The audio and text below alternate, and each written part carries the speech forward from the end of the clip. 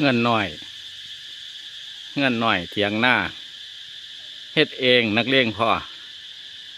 ว่าต้องจ้างสร้างสวยงามอยู่ที่ใจถ้าเฮา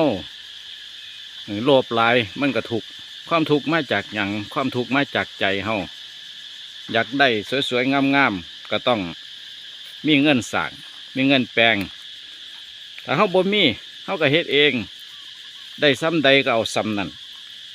เฮาบ่ได้ไปแข่งขันกับผู้ใดเดินทางมาเกือบ70 กิโลแล้วไปแข่งขันกับผู้ใดล่ะมันบ่มีประโยชน์แล้วได้ซ้ำนี่เฮ็ดได้ซ้ำนี่ก็ถือว่าภาคภูมิใจในตัวเจ้าของเอาละมันเดินทางมาเกือบ50%ละตอนนี้เนาะ